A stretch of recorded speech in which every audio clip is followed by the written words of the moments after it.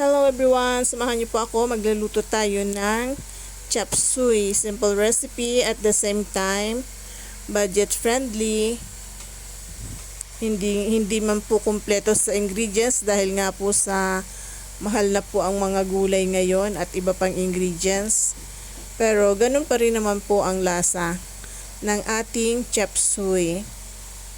So umpisahan na po natin ang pagluluto. Nagpainit na po ako ng kawali and then nilagyan po natin ng konting mantika. Ipiprito po natin yung tokwa.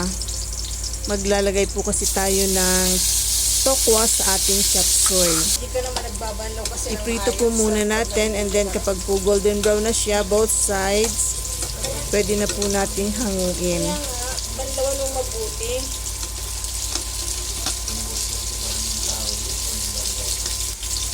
Hindi yan po si tawin. Medyo dumidikit po yung ating tokwa.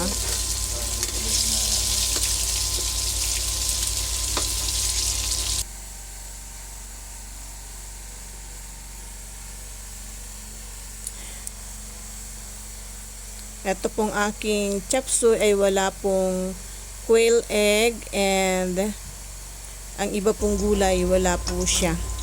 Kasi nga po mahal na po ang mga gulay ngayon.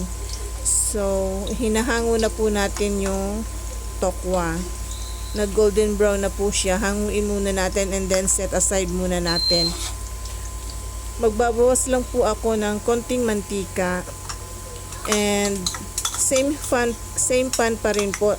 Magigisa tayo ng sibuyas at bawang. Muna po natin ang sibuyas para madali po kasi masunog pag yung bawang ang uunahin natin. Kaya sibuyas po ang ating unahin. Ngayon isunod naman po natin ang bawang. Igisa lang po natin ng maigi. And then pag nag-translucent na po, pwede na po natin ilagay ang ground pork or yung giniling.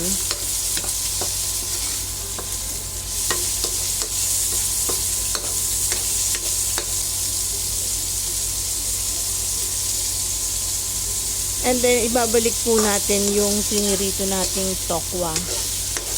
Isabay na po natin sa paggisa. Maglalagay na po tayo ng salt and pepper to taste.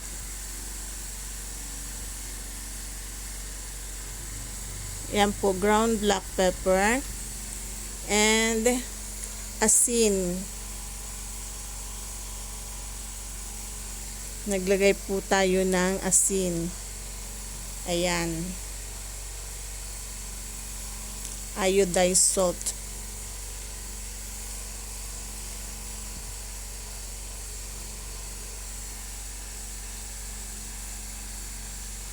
Ngayon, ilagay na po natin yung ating mga gulay.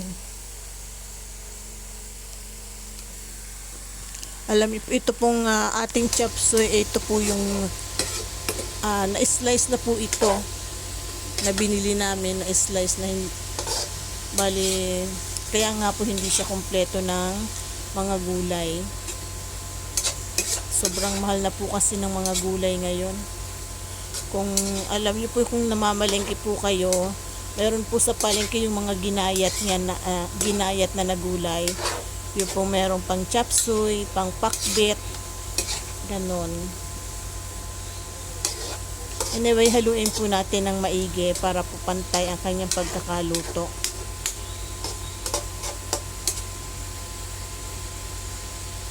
And maglalagay din po tayo ng konting tubig.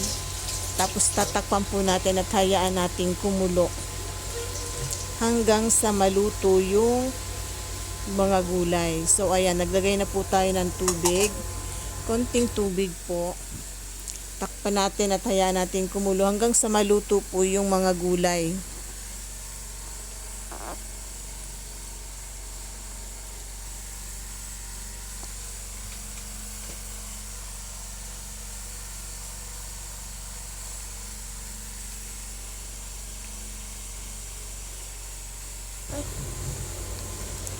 So, ngayon po kumulo na po ito at luto na rin po yung mga gulay.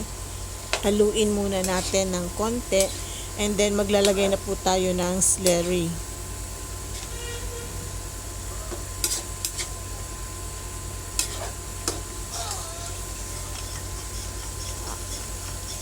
So, ibubuhos na po natin ang celery.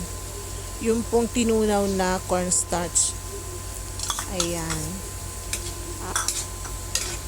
Kailangan po mabilis ang halo para po hindi magbuo-buo yung ating cornstarch.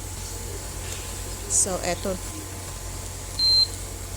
Ready to serve na po itong ating chop suey. Ito na po yung ating chop suey. Sana po nagustuhan nyo ang video na to. At kung nagustuhan nyo po, huwag kalimutang mag-like, share, comment, and follow. Thank you for watching. Bye!